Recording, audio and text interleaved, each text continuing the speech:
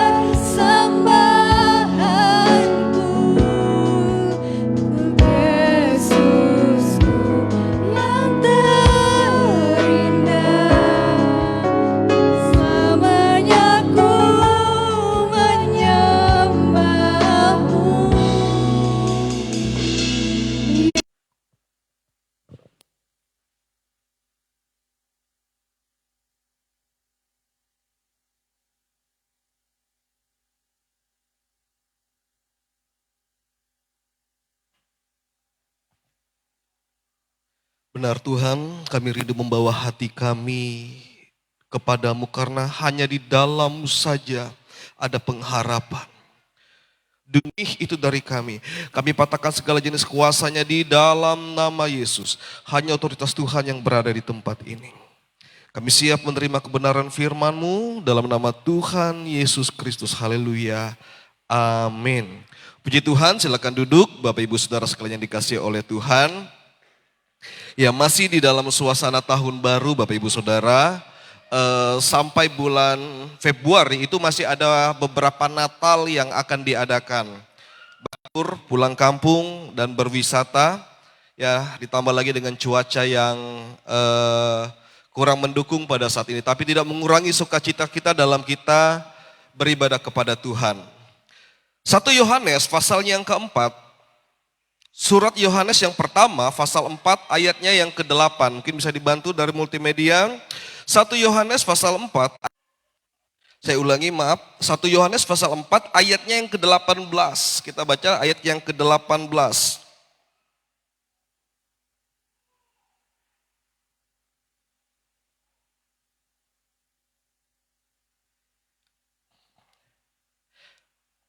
Saya akan membacakan untuk kita Bapak Ibu Saudara.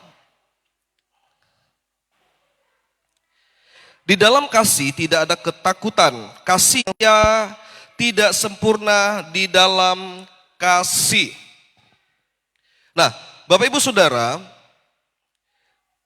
waktu kita mau masuk di tahun 2024, di sana sangat banyak sekali berita yang menggemparkan bahwa tahun 2024 itu adalah tahun krisis global. Dan tahun itu diperkirakan akan terjadi resesi, akan ada negara-negara yang ini Amerika itu secara ekonomi mereka mengalami krisis. Selain mereka mengalami krisis minyak, mereka juga mengalami krisis barang-barang impor Bapak Ibu Saudara sekalian. Jadi ada hal-hal yang membuat negara ini menjadi kacau, terjadi kerusuhan di sana sini. Banyak orang memiliki kendaraan tapi tidak memiliki bahan bakar. Dan banyak pengamat-pengamat ya, Israel dan Iran adalah dua negara yang memiliki senjata nuklir. Dari 9 negara yang ada di dunia ini, Israel dan Iran adalah 2 negara di antaranya. Di mana jika satu saja negara yang memiliki senjata nuklir ini akan berperang, maka kemungkinan besar akan terjadi perang dunia ketiga. Kan Kepulauan Inggris Raya. Ya. Nah, artinya memang tahun 2024 ada prediksi-prediksi yang terjadi. Dan kita sebagai anak-anak Tuhan, warga negara Indonesia pun banyak sedikitnya kita mengalami hal tersebut. Ada ketakutan, ada kekhawatiran. Tetapi jelas surat Yohanes ini katakan di dalam kasih tidak ada ketakutan. Kalau kita memiliki kasih maka kita tidak akan takut. Karena kasih itu jauh lebih besar kekuatannya daripada ketakutan Bapak Ibu Saudara. Daripada ketakutan. Yesus pada saat dia mengenal kasih, dia tetap melangkah maju. Dia tetap melangkah maju ke kayu salib karena dia memiliki kasih. Kasih yang Yesus miliki mengalahkan ketakutan yang ada di dalam kemanusiaan Yesus. Yesus itu manusia 100% akan dunia ini. Sehingga dia mengaruniakan anaknya yang tunggal, yaitu dirinya sendiri, untuk dikorbankan di kayu salib, untuk tergantung di kayu salib Bapak Ibu Saudara. Ya, di sosial media, di YouTube atau di Instagram Bapak Ibu Saudara, ada nama akun mau pendeta siapa yang datang, mau tokoh agama siapa yang datang, mau makan apa yang terakhir. Sebisa mungkin itu harus terpenuhi. Tetapi ada sebuah video saya melihat di sana, seseorang yang akan menghadapi hukuman mati beberapa jam lagi, disajikan makanan-makanan yang enak, tetapi makanan itu tidak dapat dinikmati dengan enak Bapak Ibu Saudara. Sampai mati di kayu salib, itu yang Yesus lakukan Bapak Ibu Saudara. Nah, kita sebagai orang percaya, sebagai manusia Bapak Ibu Saudara, kita pasti memiliki rasa takut. kita pasti memiliki rasa khawatir karena itu adalah sifat alami manusia. Tetapi banyak sekali di dalam Alkitab firman Tuhan mengatakan jangan takut, jangan khawatir, tidak sempurna. Ini yang firman Tuhan katakan. Ketakutan dapat menghambat iman kita. Ketika kita takut, kita cenderung untuk tidak percaya Tuhan. Orang yang takut adalah orang yang tidak percaya Tuhan. Karena ketakutan ini sangat takut tidak sembuh dari penyakitnya. Dia meninggalkan Tuhan, mencari paranormal dan sebagainya. Agar penyakitnya bisa sembuh. Karena ketakutan orang bisa kehilangan iman. Sebaliknya kita harus memiliki iman yang teguh dan percaya bahwa Tuhan akan menolong kita dalam segala situasi. Bahaya Bapak Ibu Saudara. Maka penyakit kita disembuhkan asal kita percaya saja. Hati kita dipulihkan Bapak Ibu Saudara. Modalnya hanya percaya, tapi kalau ketakutan ini datang kepada kita, maka iman kita pasti akan berkurang dan endingnya Bapak Ibu Saudara, kalau kita mengikuti rasa takut dan rasa khawatir, kita bisa kehilangan keselamatan. Langsung dipimpin oleh nabi dan hakim. Karena sifat kerajaan ini adalah teokrasi. Apa yang Tuhan perintahkan, itu yang mereka kerjakan. Mereka belajar dari 40 tahun ada di padang gurun. Tuhan yang memimpin mereka secara langsung. Dan satu kali bangsa ini mengalami kekhawatiran. Kerajaan-kerajaan lain sudah memiliki raja, sudah memiliki sistem pemerintahan. Kenapa kita belum? Karena dia adalah orang yang paling berkualitas pada saat itu. Dia melayani Tuhan, bahkan dikatakan pada saat dia bertemu dengan rombongan para nabi, dia itu kepenuhan Roh Kudus Bapak Ibu Saudara. Kepenuhan roh, ini yang Saul lakukan. Namun, satu kali dia mulai memberontak kepada Tuhan, dia takut pada saat mereka akan mempersembahkan. Ya. Kenapa dia menunggu? Karena bangsa ini setiap kali mereka akan menghadapi peperangan, mereka harus menaikkan korban bagi Tuhan. Setiap kali ada peperangan, mereka menaikkan korban bakaran bagi Tuhan. Pada saat mereka menaikkan korban bakaran, kemenangan menjadi bagian mereka. Nah, Saul menghadapi korban. Mereka akan menghadapi peperangan. Pasukan musuh untuk mempersembahkan korban bagi Tuhan. Kalau istilah kami itu Bapak Ibu Saudara, itu rajin tapi salah-salah. Ya, rajin salah-salah. Inisiatifnya baik, tapi salah. Dia tidak boleh mengambil bagian imam untuk mempersembahkan. Tuhan menggantikan dia sebagai Tuhan mencari pengganti Saul, yaitu Daud. Begitu Tuhan menunjuk Daud Bapak Ibu Saudara. Dia takut kerajaannya akan direbut oleh Daud. Sehingga dia berusaha untuk membunuh Daud. Ini adalah contoh tokoh Alkitab. Kita memiliki ketakutan yang berlebihan Bapak Ibu Saudara. Dia bisa salah untuk melangkah. Ya. Nah, hal yang kedua, ketakutan akan membuat kita tidak berani. Ya, takut lawan katanya adalah berani. Ketakutan dapat membuat kita tidak berani untuk melakukan sesuatu yang baik. Ketika kita takut, kita cenderung untuk berani untuk melangkah. Mentalnya sudah kalah duluan. Saya melihat Bapak Ibu Saudara di YouTube, ada sebuah pertandingan antara Mike Tyson dan lawannya, saya lupa apa. Nah, Mike Tyson ini dia menang sebelum bertanding, ini waktu dia masih muda. Karena di dalam dunia olahraga bela diri, itu suatu kali Mike Tyson ini akan bertanding. Mike Tyson tidak berkata apa-apa, tapi pengalaman Mike Tyson yang menang, itu membuat lawannya ini sudah takut. Pada saat mereka akan bertanding, begitu sebelum bel dibunyikan, mereka sudah berhadapan Bapak Ibu Saudara. Banyak orang yang hanya modal berani tapi sukses. Modalnya modal berani.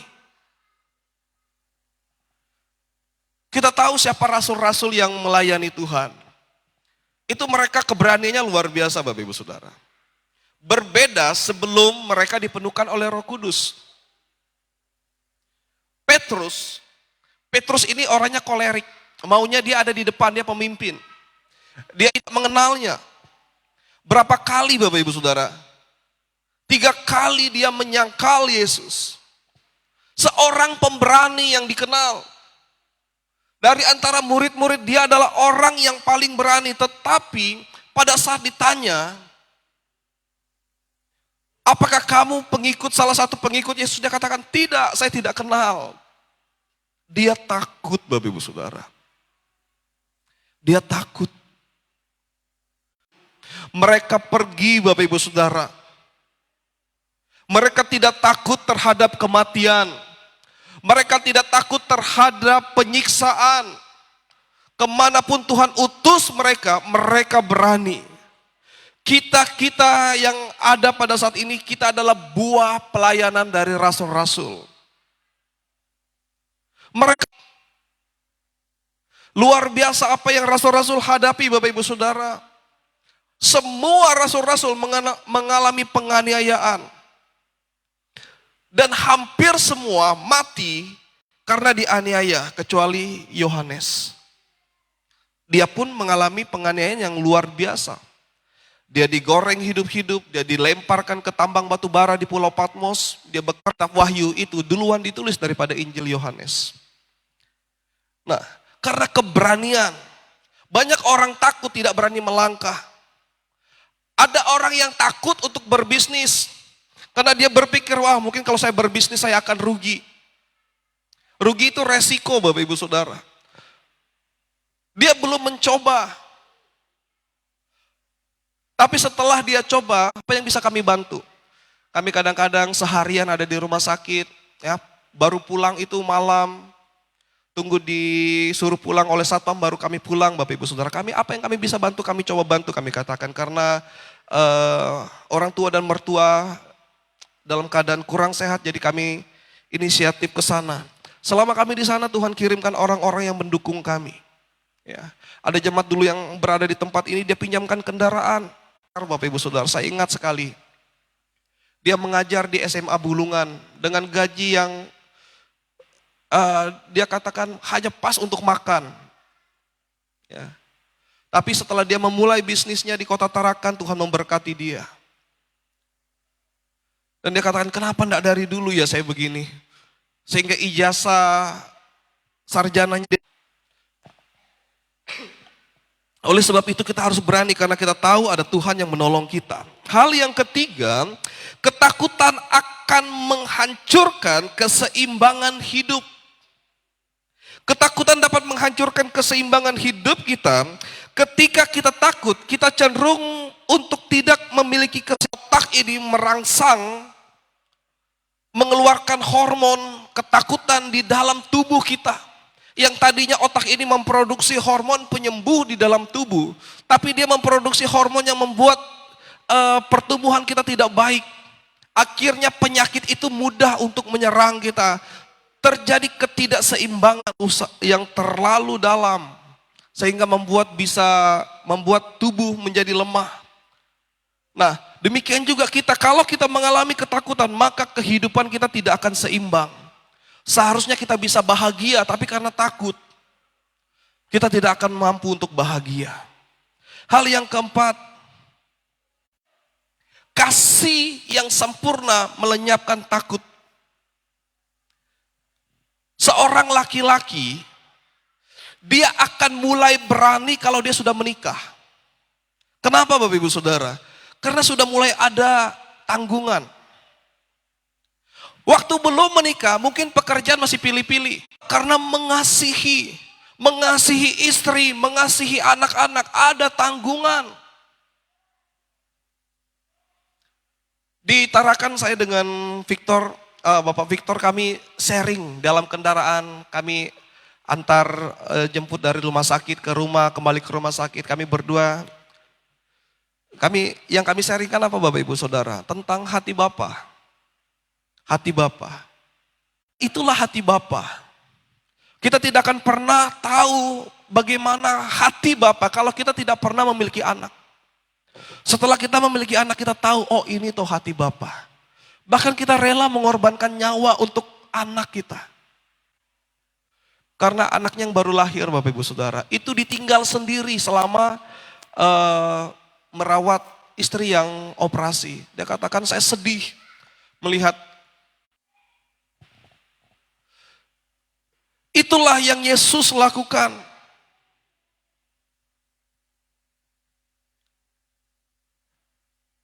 Oleh sebab itu firman Tuhan katakan jangan takut, jangan takut, jangan takut. Karena kalau kita takut, kita akan mengalami kehilangan berkat Tuhan.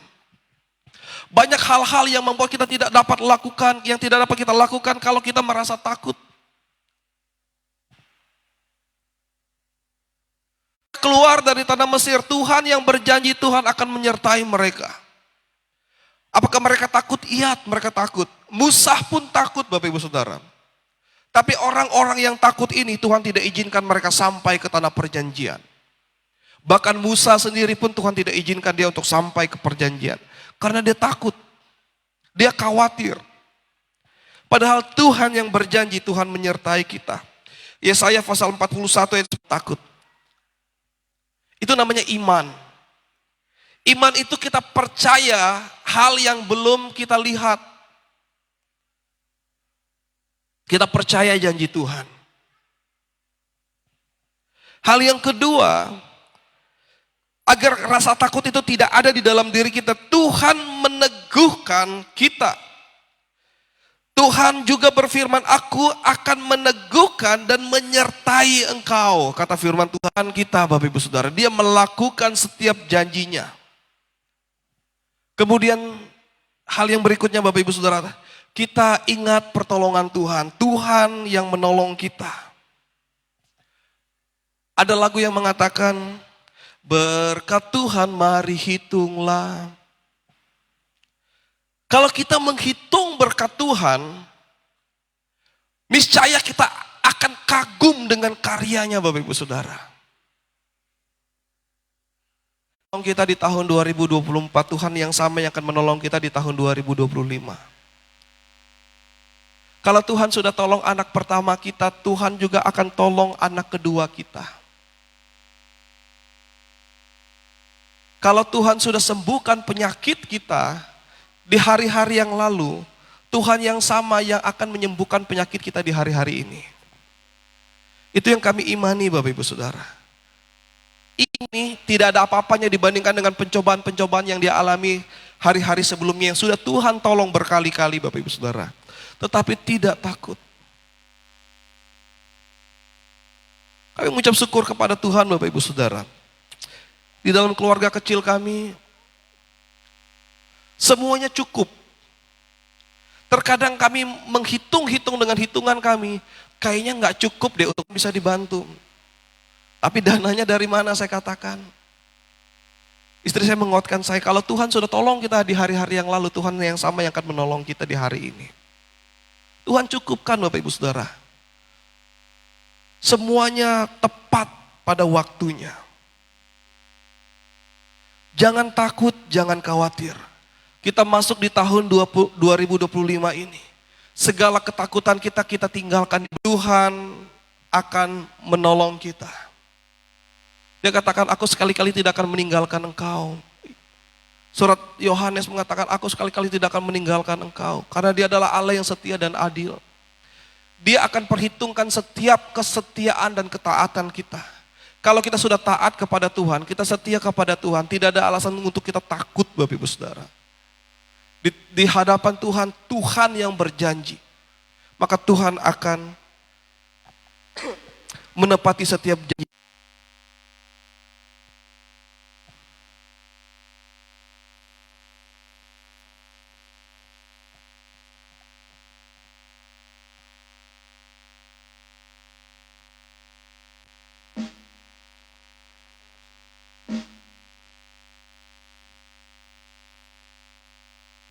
Mari kita nyanyikan satu nyanyian.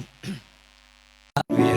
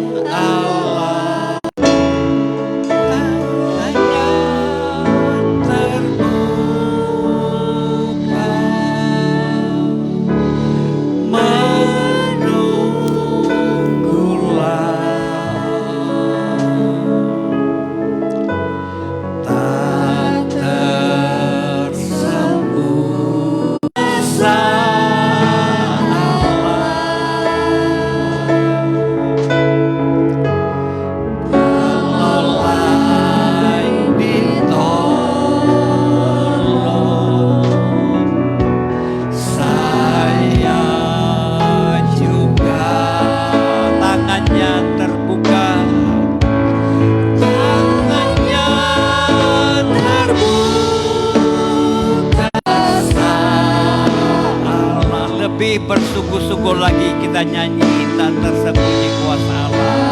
Tersembunyi kuasa Allah. Allah lain ditolong.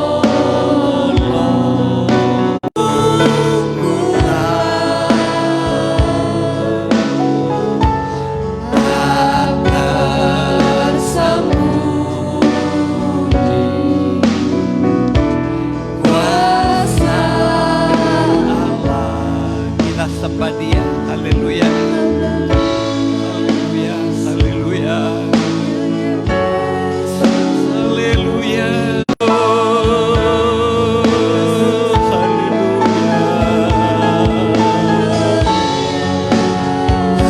haleluya,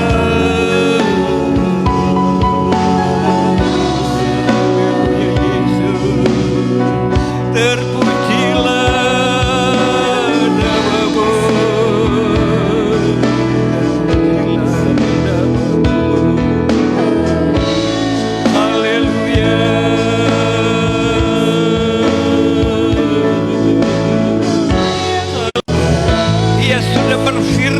Kepada kita, Dia pasti menolong kehidupan kita. Haleluya, Yesus. Dia memberikan kita kekuatan, memberikan kita keberanian untuk menghadapi persoalan hidup ini. Oh, haleluya, Yesus. Haleluya, haleluya.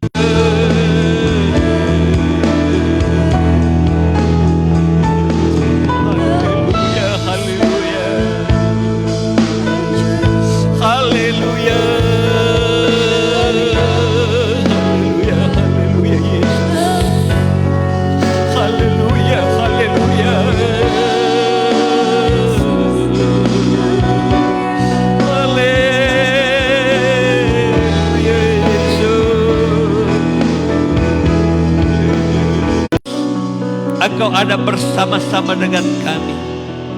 Kami menjalani hidup ini sesuai dengan rencana-Mu. Ajar kami mengerti akan kehendak-Mu Tuhan, supaya Roh-Mu leluasa untuk memimpin kami, dan kami boleh melihat penyertaan-Mu di dalam hidup ini. Terima kasih Tuhan. Pakai lidah, bibir, mulut kami untuk menyampaikan kebenaran firman-Mu. Pakai lidah, bibir kami untuk. Terima kasih Tuhan.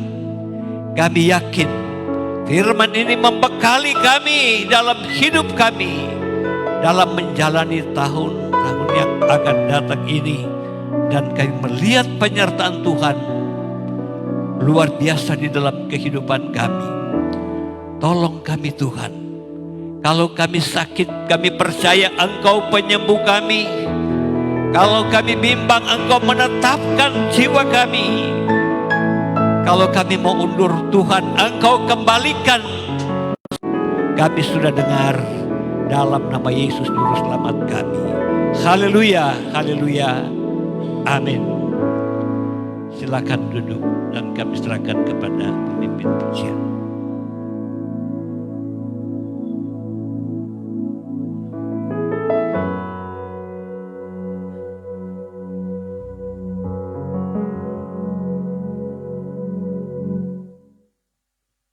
Puji Tuhan, kita akan memberikan korban pujian. Semua hidupku telah ditebus oleh kuasa darah yang kudus. Sekarang hidupku bukan milikku lagi. Apa yang Tuhan ku mainkan, apa yang Tuhan ku melakukan, Tuhan, suka-sukamu Tuhan, suka-sukamu Tuhan, suka-sukamu Tuhan, suka-sukamu Tuhan. Semua hidupku telah ditebus oleh kuasa namanya dimuliakan.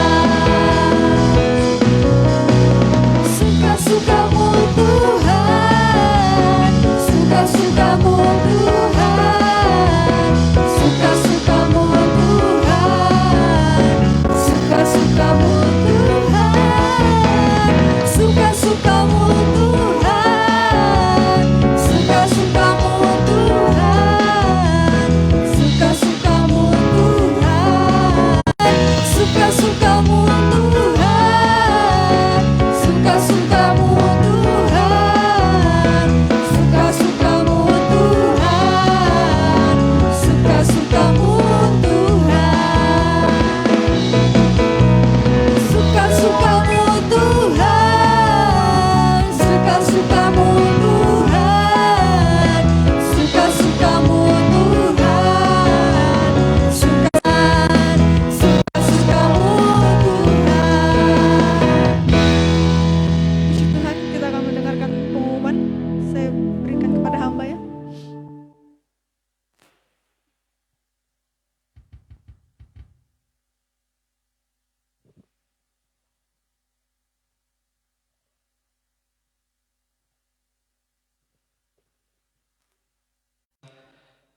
Ada di luar kota, mungkin karena liburan dan sebagainya.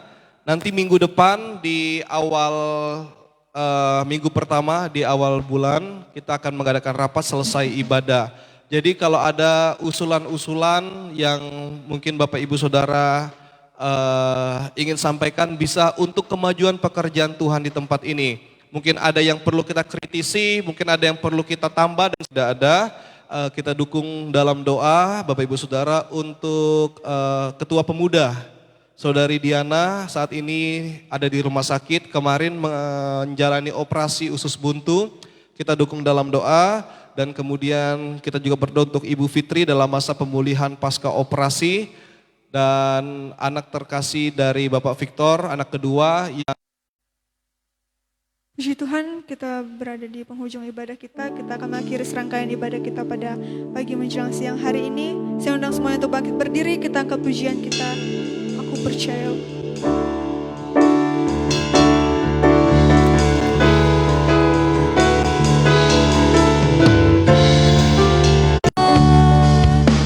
Kebajikan, kemurahan selalu mengikutiku. Ku puji, ku sembah Kau Tuhan. Aku percaya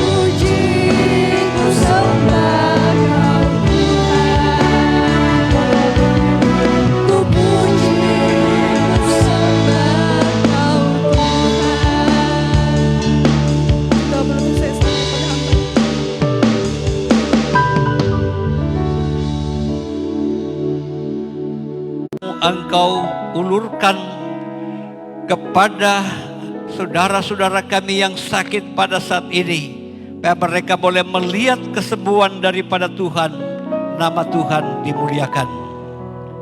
Terutama Diana, Tuhan tolong jamah dia dengan kuasa-Mu.